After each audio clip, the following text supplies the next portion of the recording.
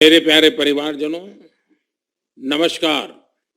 मन की बात में आपका एक बार फिर स्वागत है। ये एपिसोड ऐसे समय में हो रहा है जब पूरे देश में त्योहारों की उमंग है। आप सभी को आने वाले सभी त्योहारों की बहुत बहुत बधाइयाँ। साथियों, त्योहारों की इस उमंग के बीच दिल्ली की एक खबर से ही मैं मन की बात की शुरुआत करना चाहता हूँ। इस महीने की शुरुआत में गांधी जयंती के अवसर पर दिल्ली में खादी की रिकॉर्ड बिक्री हुई। यहाँ कॉनॉट प्लेस में एक ही खादी स्टोर में एक ही दिन में 1.5 करोड़ रुपये से ज्यादा का सामान लोगों ने खरीदा। इस महीने चल रहे खादी महोत्सव ने एक बार फिर बिक्री के अपने सारे पुराने रिकॉर्ड तोड़ दिए हैं। आपको एक और बात जानकर भी बहुत अच्छा लगेगा।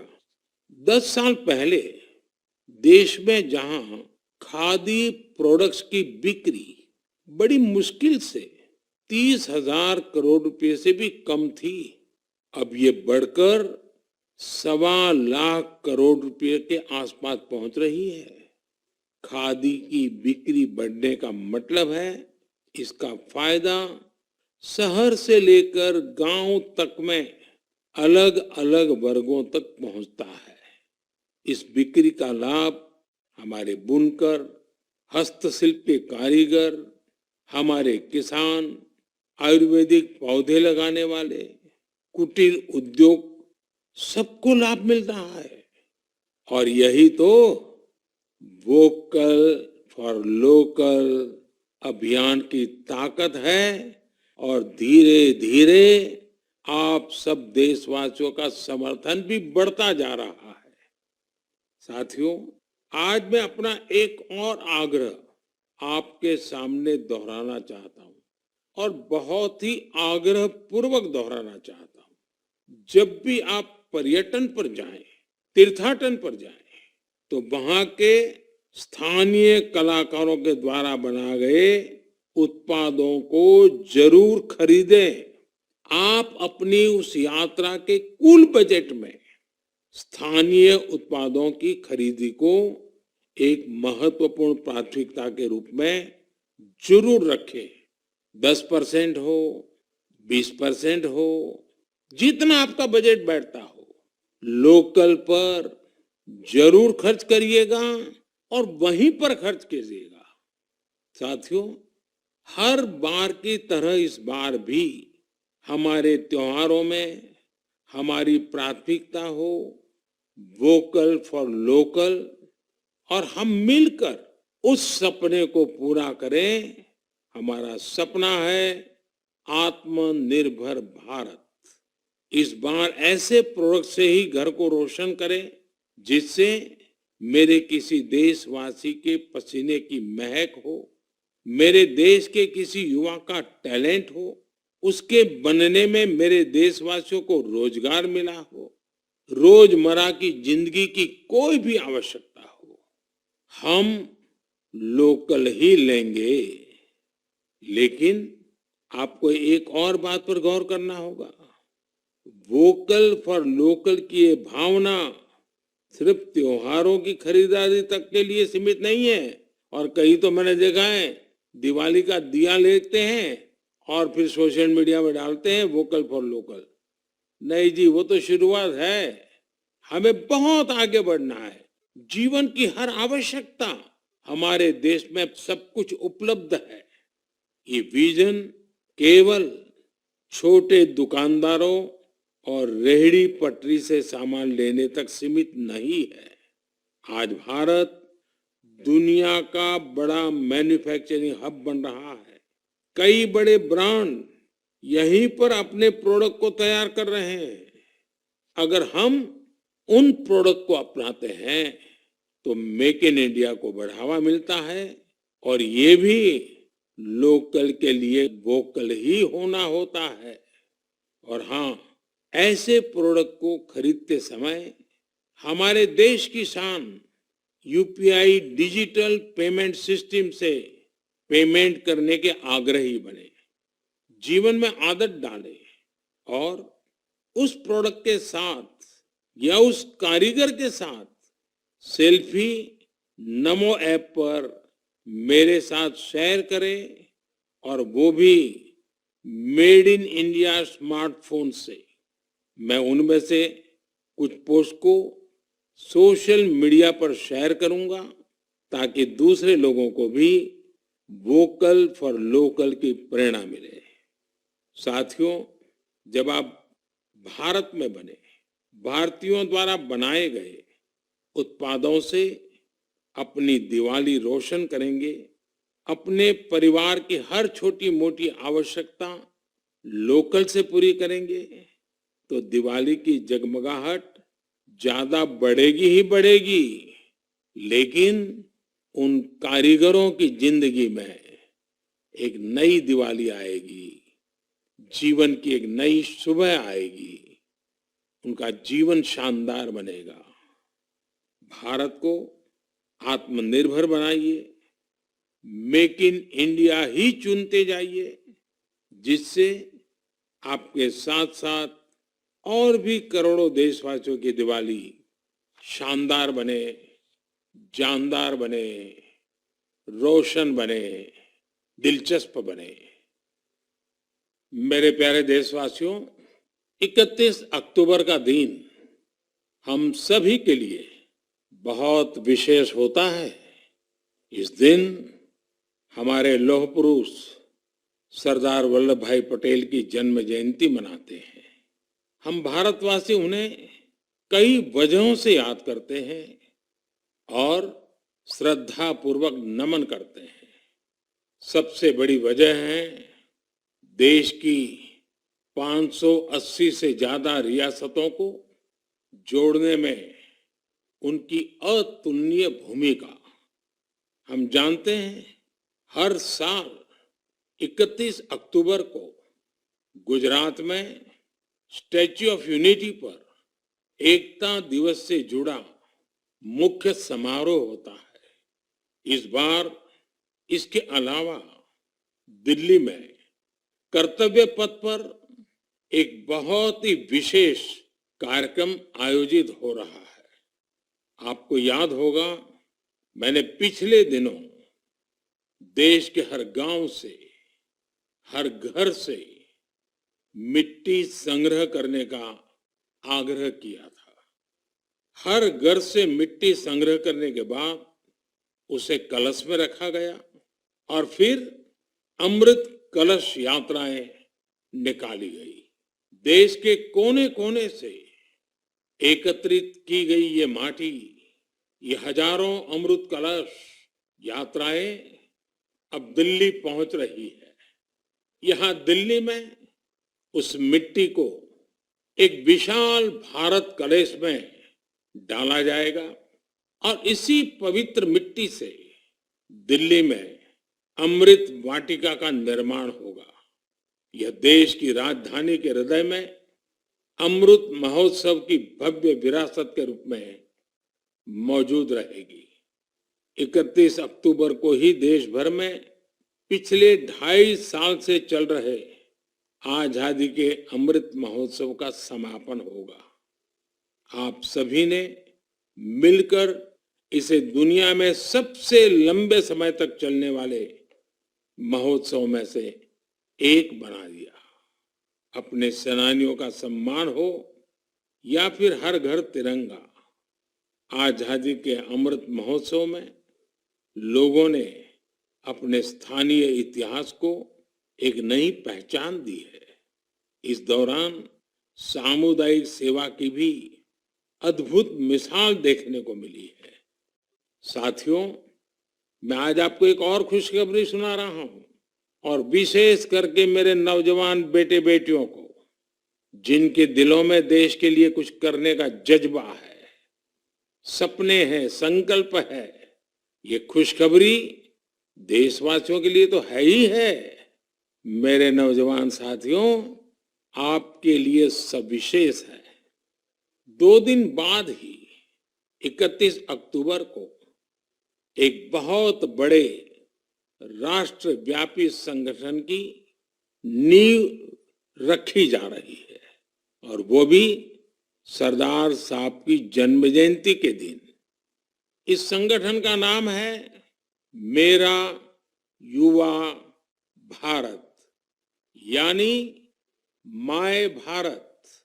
माय भारत संगठन भारत के युवाओं को राष्ट्र निर्माण के विभिन्न आयोजनों में अपनी सक्रिय भूमिका निभाने का अवसर देगा।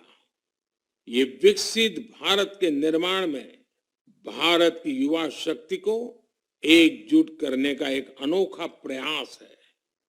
मेरा युवा भारत की वेबसाइट माय भारत भी शुरू होने वाली है।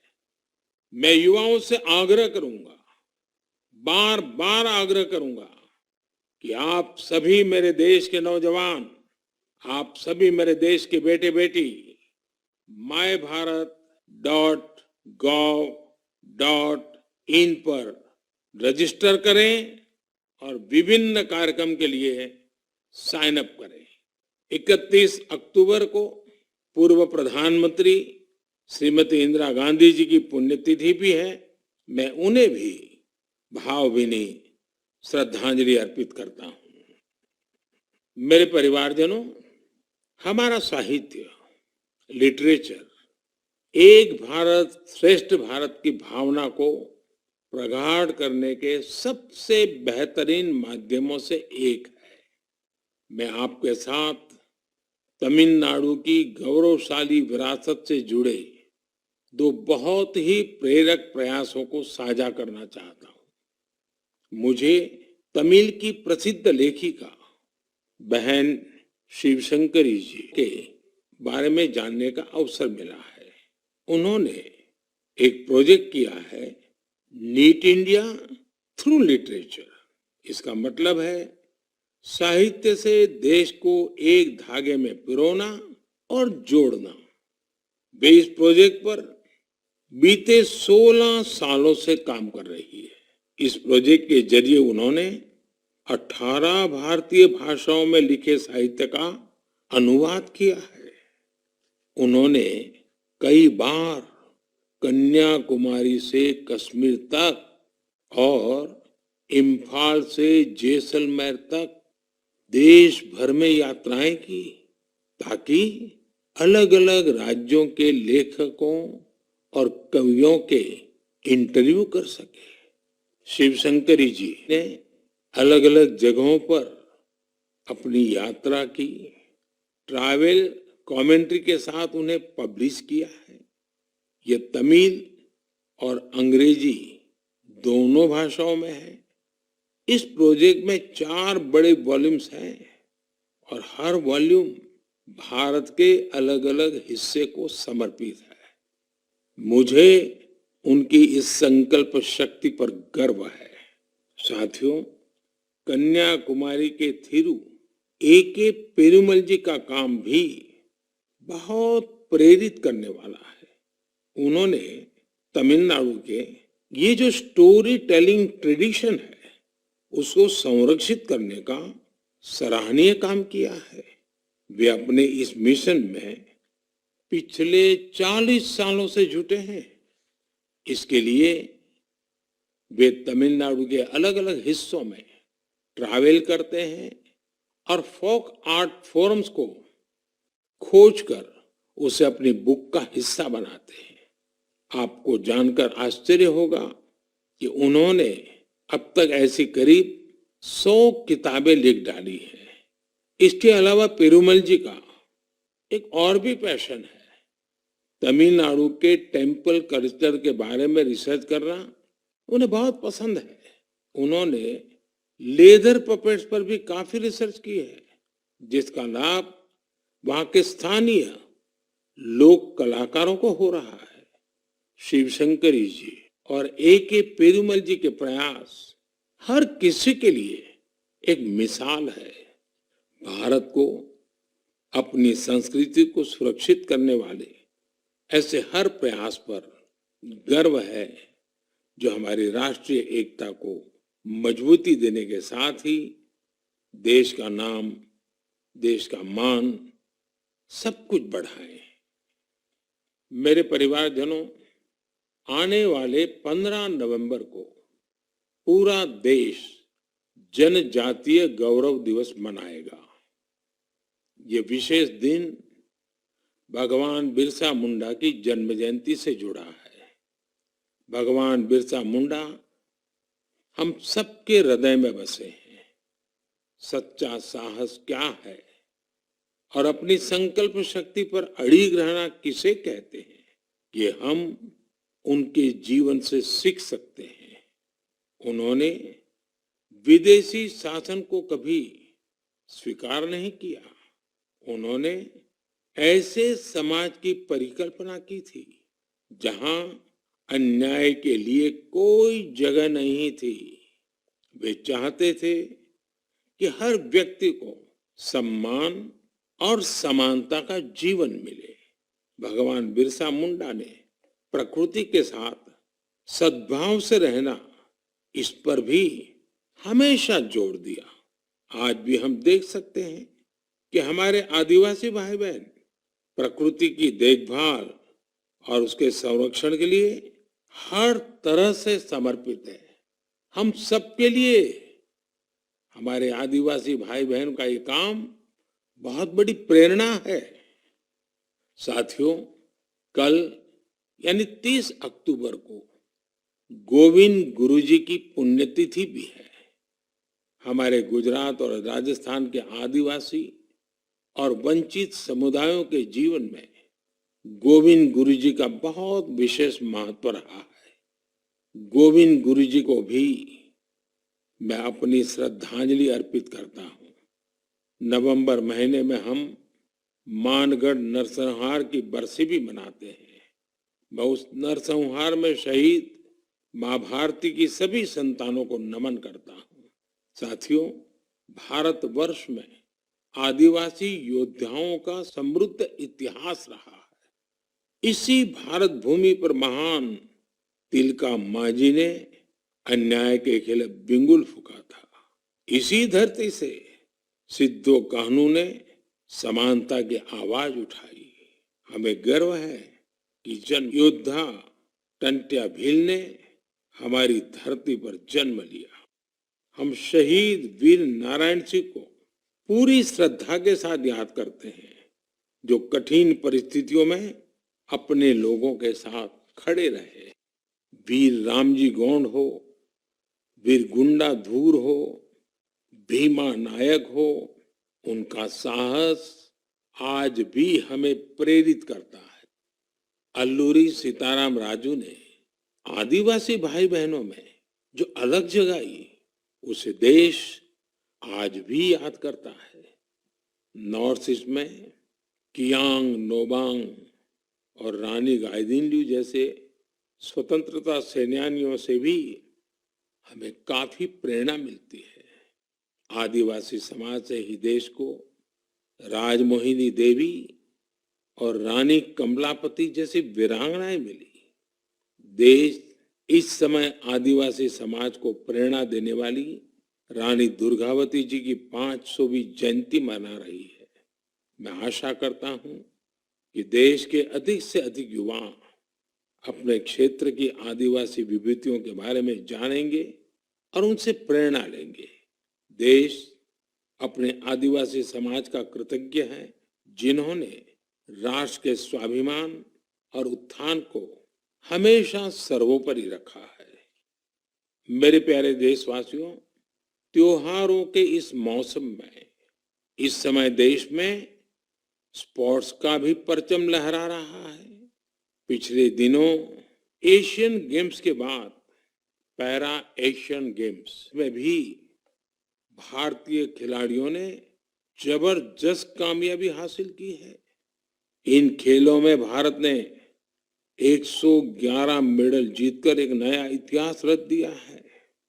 मैं पैरा एशियन गेम्स में हिस्से लेने वाले सभी एथलीट्स को बहुत बहुत बधाई देता हूं। साथियों, मैं आपका ध्यान special Olympics world summer games की ओर भी ले जाना चाहता हूं। इसका आयोजन बर्लिन में हुआ था। ये प्रतियोगिता हमारे इंटेलेक्चुअल डिसेबिलिटीज वाले एथलीटों की अद्भुत क्षमता को सामने लाती है। इस प्रतियोगिता में भारतीय दल ने 75 गोल्ड मेडल सहित 200 पदक जीते। रोलर स्केटिंग हो, बीच वॉलीबॉल हो, फुटबॉल हो या लोन टेनिस, भारतीय खिलाड़ियों ने मेडल्स की झड़ी लगा दी। इन पदक विजेताओं की लाइफ जर्नी काफी इंस्पायरिंग रही है। हरियाणा के रणवीर सैनी ने गोल्फ में गोल्ड मेडल जीता है। बचपन से ही ऑटिज्म से जूझ रहे रणवीर के लिए कोई भी चुनौती गोल्फ को लेकर उनके जुनून को कम नहीं कर पाई। उनकी मां तो यहां तक कहती हैं कि रणवीर की वजह से परिवार में आज सब गोल्फर बन गए हैं। पुडुचेरी के 16 साल के टी विशाल ने 4 मेडल जीते। गोवा की सिया सरोदे ने पावर लिफ्टिंग में 2 गोल्ड मेडल सहित 4 पदक अपने नाम किए। 9 साल की उम्र में अपनी मां को खोने के बाद भी उन्होंने खुद को निराश नहीं होने दिया। छत्तीसगढ़ के दुर्ग के रहने वाले अनुराग प्रसाद ने पावर लिफ्टिंग में 3 गोल्ड और 1 सिल्वर मेडल जीता है। ऐसी ही प्रेरक गाथा झारखंड के इंदु प्रकाश की है, जिन्होंने साइकिलिंग में 2 मेडल जीते हैं। बहुत ही साधारण परिवार से आने के बावजूद इंदु ने गरीबी को कभी अपनी सफलता के सामने दीवार नहीं बनने दिया।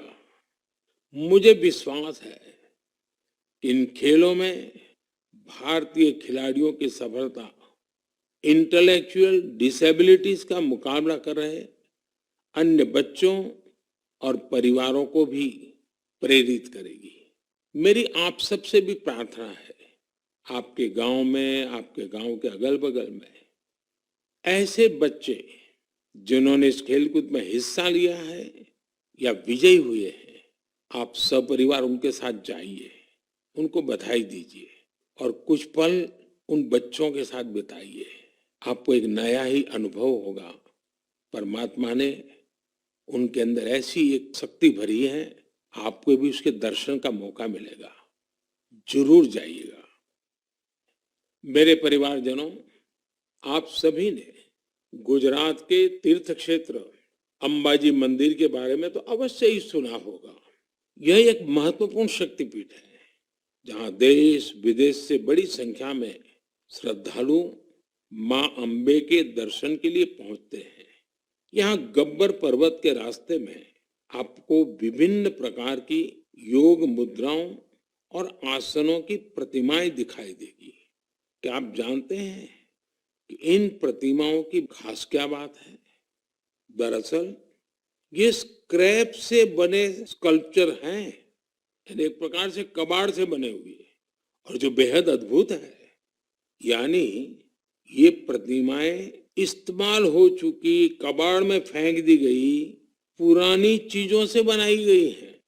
अंबाजी शक्तिपीठ पर देवी मां के दर्शन के साथ साथ ये प्रतिमाएं भी श्रद्धालुओं के लिए आकर्षण का केंद्र बन गई है। इस प्रयास की सफलता को देखकर मेरे मन में एक सुझाव भी आ रहा है। हमारे देश में बहुत सारे ऐसे लोग हैं जो वेस्ट से इस तरह की कलाकृतियां बना सकते हैं। तो मेरा गुजरात सरकार से आग्रह है, वो एक प्रतियोगिता शुरू करे और ऐसे लोगों को आमंत्रित करे।